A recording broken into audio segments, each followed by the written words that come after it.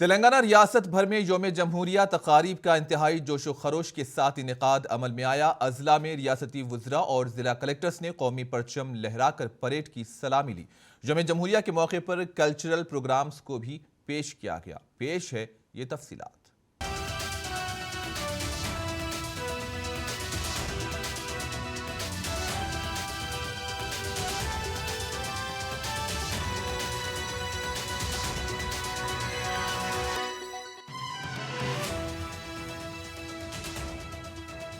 आदाब, मुंसिफ जोहार में आपका स्वागत है। मैं हूं आपके साथ अब्दुल रहीम। आगे बढ़ने से पहले एक नजर हेडलाइंस पर।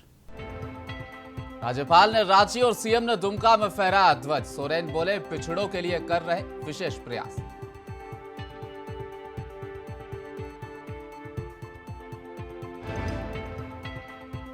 पटना के गांधी मैदान में राज्यपाल फागू चौहान ने किया ध्वजारोहण। सीएम नीतीश ने दी गणतंत्र दिवस की शुभकामनाएं।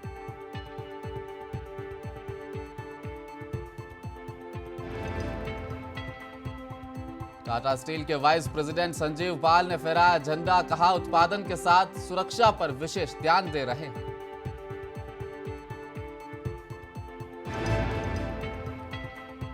और बिहार के दरभंगा में तिरंगे का अपमान, कमिश्नर ने फहराया उल्टा तिरंगा। डीएम और एमएलए भी रहे मौजूद।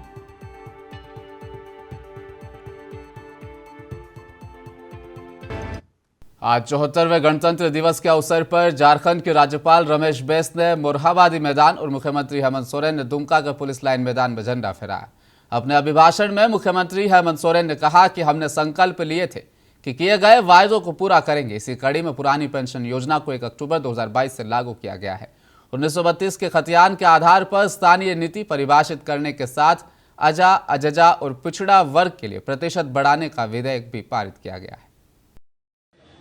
प्रतीक्षित मांग को पूरा करते हुए हमारे सरकार ने 1 अक्टूबर 2022 से राज्य में पुराना पेंशन योजना को लागू कर दिया है।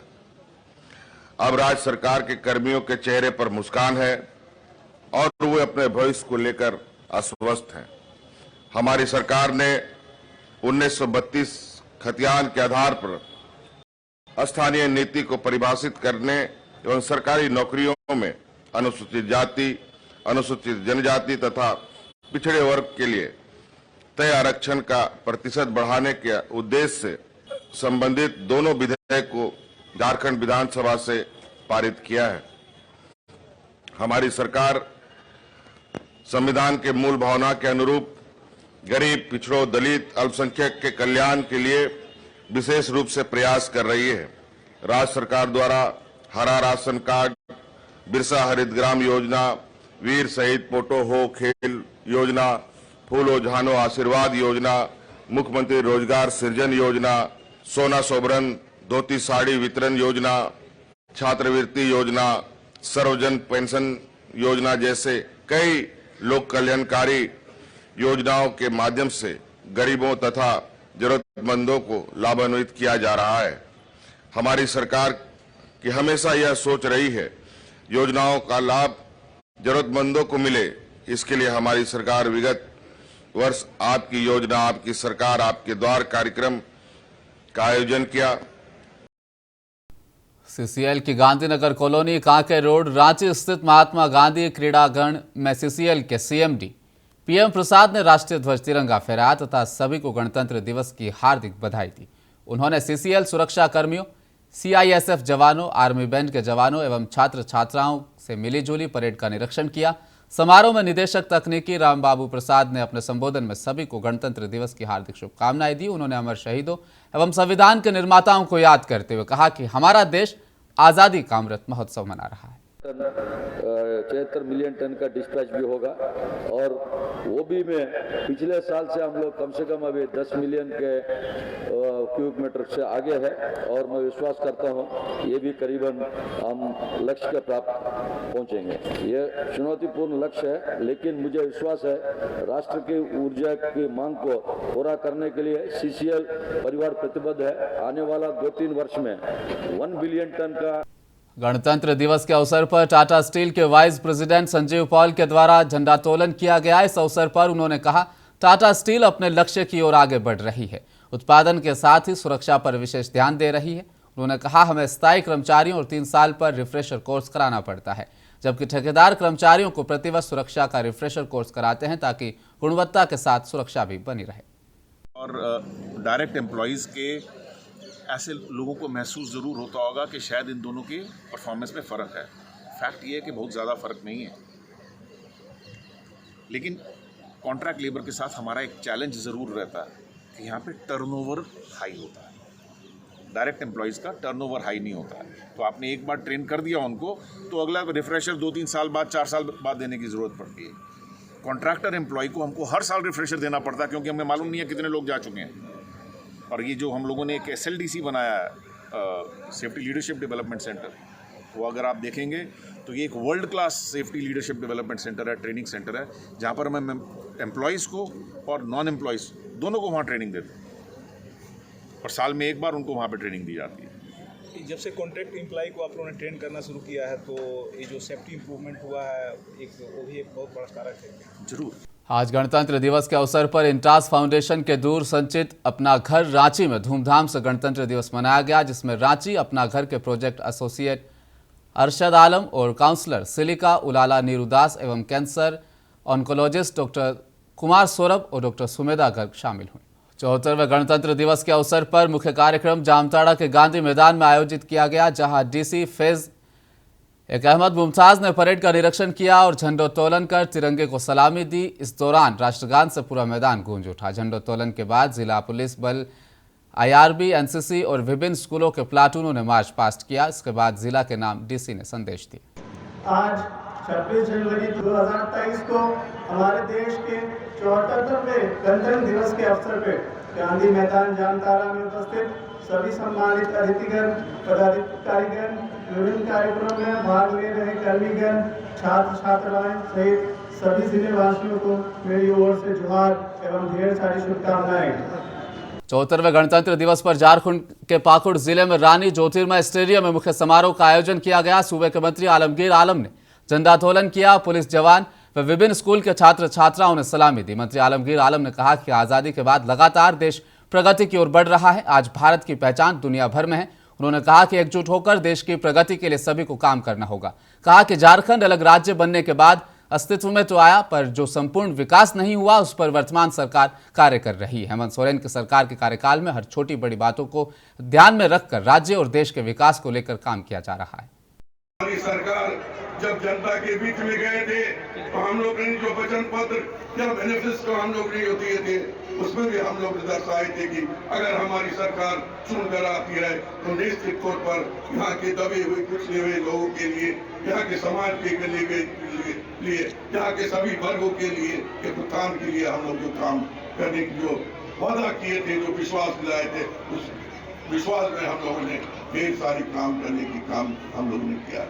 गणतंत्र दिवस के अवसर पर श्रम मंत्री सत्यानंद भोक्ता जवाहरलाल नेहरू स्टेडियम में डीसी अबू इमरान स्मरणालय परिसर एवं गोपनीय कार्यालय परिसर में झंडोत्तोलन किया गया। एसपी राकेश रंजन आवासीय परिसर एवं पुलिस लाइन में तिरंगा झंडा लहराया गया। राष्ट्रगान, पदाधिकारी, कर्मी, स्कूली बच्चे एवं पुलिस विभाग के जवान वहां पर उस वक्त मौजूद रहे। बहनों, आप सबों को मेरा जोहार। आज हम सब देशवासी 74वें गणतंत्र दिवस मना रहे हैं। आज के इस पावन अवसर पर आप लोगों के आशीर्वाद से कुछ बोलने का अवसर मिला है, जिससे मैं गौरवान्वित महसूस कर रहा हूं। आप सबों को गणतंत्र दिवस के शुभ अवसर पर हार्दिक स्वागत करता हूं। 26 जनवरी 1950 को हमारे देश का संविधान लागू किया गया था, जिससे भारत को गणतांत्रिक व्यवस्था वाला देश बनाने की राह तैयार की गई थी। इस वजह से हर वर्ष 26 जनवरी को भारत को गणतांत्रिक राष्ट्र बनाने के उपलक्ष्य में इस दिन को गणतंत्र दिवस के रूप में मनाया जाता है। गणतंत्र दिवस के अर्थ ही जनता के द्वारा जनता के लिए शासन। जामताड़ा के पटेल चौक में पटेल सेवा संघ की ओर से झंडा फहराया गया। यहां दबे कुचले लोगों से झंडोत्तोलन करवाया जाता रहा है। 23 वर्षों से जामताड़ा के पटेल चौक पर झंडोत्तोलन की अनोखी परंपरा है। इस बार गणतंत्र दिवस में मांगीलाल दास को झंडा फहराने का सौभाग्य प्राप्त हुआ। मांगीलाल दास फुटपाथ पर बैठकर सिलाई का काम करते हैं।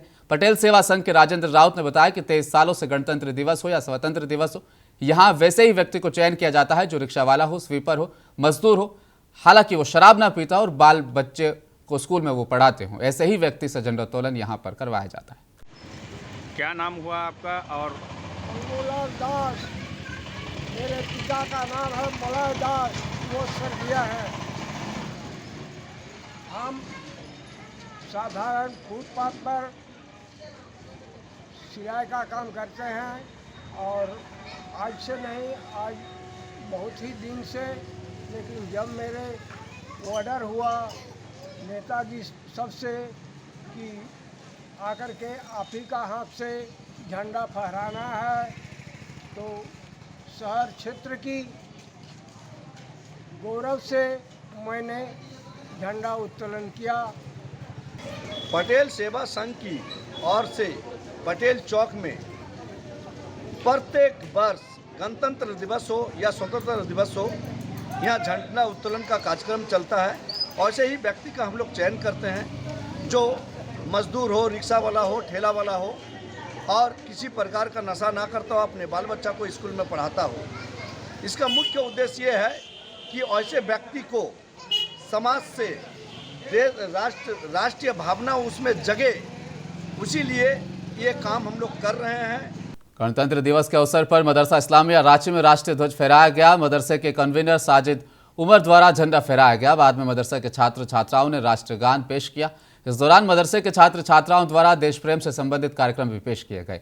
वहीं राजधानी रांची में मदरसा अनवारुल उलूम कश्मिया निजाम नगर हिंदी पीढ़ी में 74वें गणतंत्र दिवस को मनाया गया। निजाम नगर हिंदू पीढ़ी में गणतंत्र दिवस के मौके पर शरीफ एहसन मजहरी के हाथों झंडा फहराया गया और अंजुमन इस्लामिया रांची के सदर मुख्तार साहब के हाथों फीता काटकर अल अंसार लाइब्रेरी का उद्घाटन भी किया गया।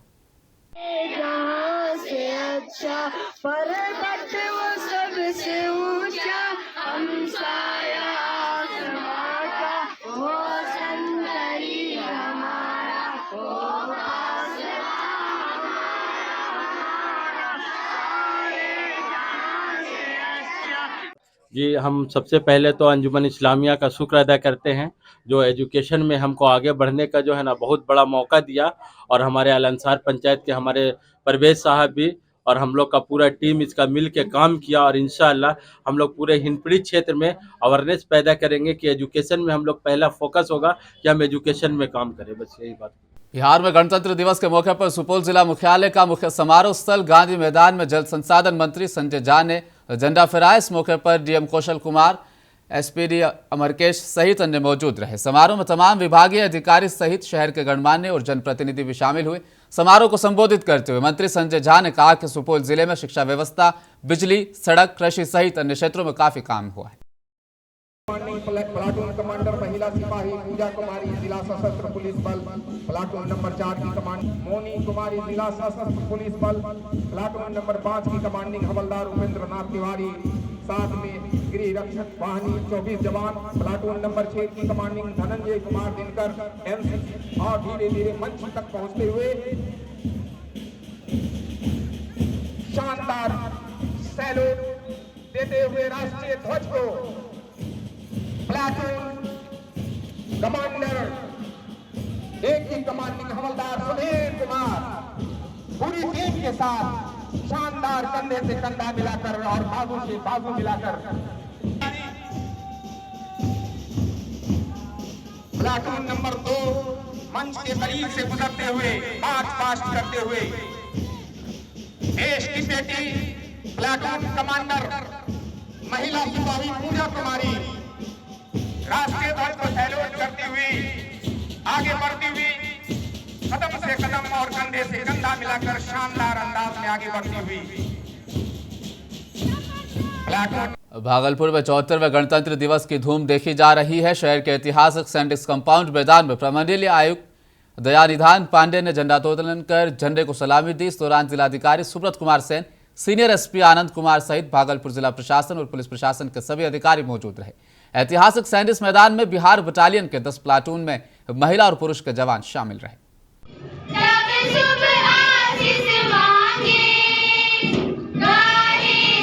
जय गाथा, जन गण मंगल गाथा।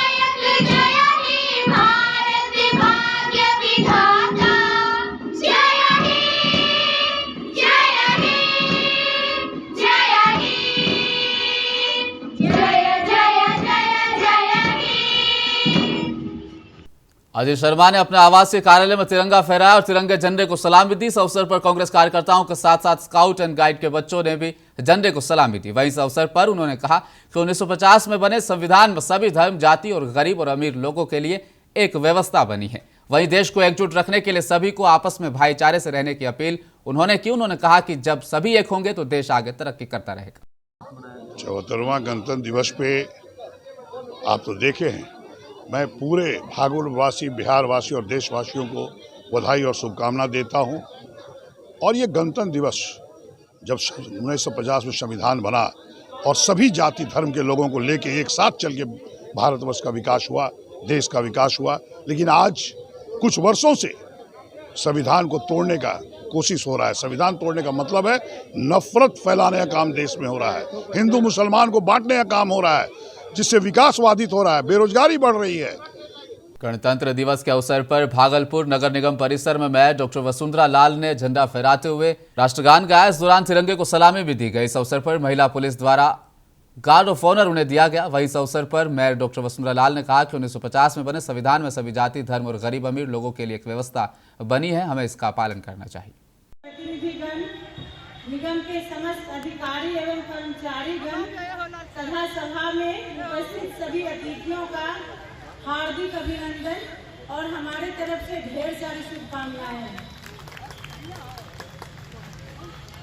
इस दिन को सभी देशवासी एक राष्ट्रीय पर्व के रूप में मनाते हैं।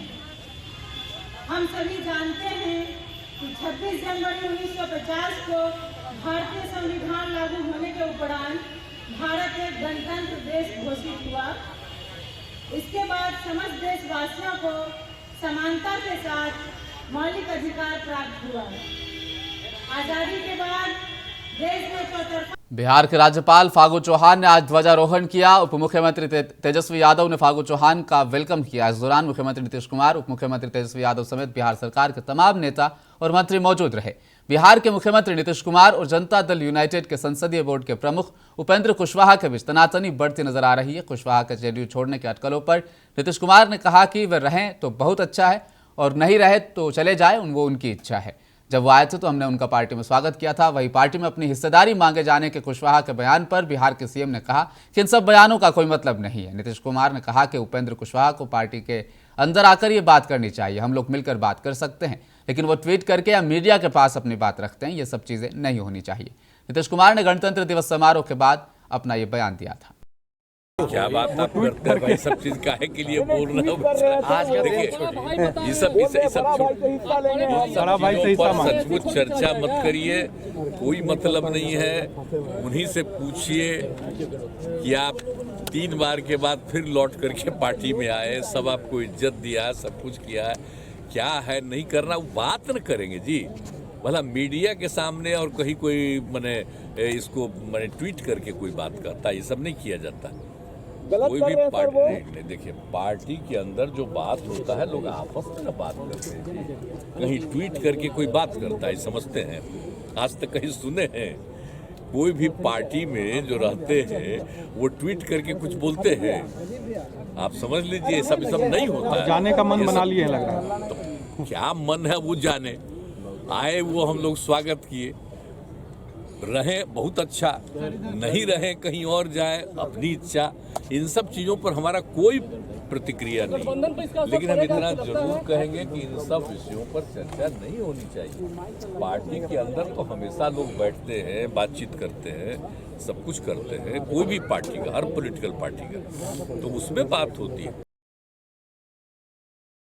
और बिहार में गणतंत्र दिवस पर प्रशासन की ओर से उल्टा तिरंगा फहराने का एक मामला सामने आया है। मामला दरभंगा का है। यहां के नेहरू स्टेडियम में दरभंगा प्रमंडल के कमिश्नर ने उल्टा तिरंगा फहरा दिया। इस दौरान झंडे को सलामी भी दी गई और राष्ट्रगान भी गाया गया। हालांकि बाद में किसी ने इस बात की जानकारी अधिकारियों को दी, उन्होंने तत्काल तिरंगे को सीधा किया, लेकिन इस दौरान कार्यक्रम स्थल पर अफरा तफरी का माहौल रहा। बताया जा रहा है कि तिरंगा फहराने वाले अधिकारी का नाम मनीष कुमार है। नेहरू स्टेडियम में हर साल 26 जनवरी को तिरंगा फहराया जाता है। निश्चित रूप से ऐसे दोषी कर्मी जो इस तरह का दृष्टता किए हैं उनको इसकी कठोर सजा मिलनी चाहिए, क्योंकि इतना बड़ा आयोजन जो प्रति वर्ष इस मैदान में आयोजित होता रहा है और यह ऐतिहासिक मैदान है दरभंगा जिले का, और इस अवसर पर इस तरह का होना निश्चित रूप से दुर्भाग्यपूर्ण बात है। मैं प्रशासन से मांग करता हूं, प्रशासनिक पदाधिकारियों से मांग करता हूं कि ऐसे अवसर जिसको उसने लगाया गया था उसको कठोर से कठोर सजा दी जाए। और अंतिम क्षणों में एक बार फिर नजर डालेंगे हेडलाइंस पर। राज्यपाल ने रांची और सीएम ने दुमका में फहराया ध्वज। सोरेन बोले, पिछड़ों के लिए कर रहे विशेष प्रयास।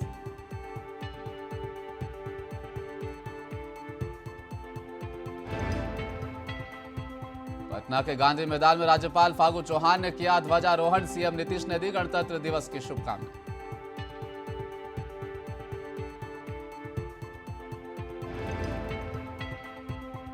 टाटा स्टील के वाइस प्रेसिडेंट संजीव पाल ने फहराया झंडा। कहा, उत्पादन के साथ सुरक्षा पर विशेष ध्यान दे रहे हैं।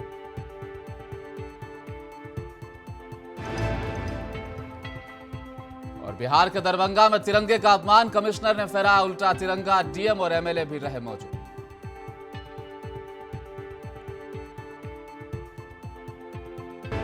मुंसिफ जोहार में फिलहाल इतना ही। देखते रहिए मुंसिफ टीवी न्यूज में। लेता हूं आपसे इजाजत। आदाब।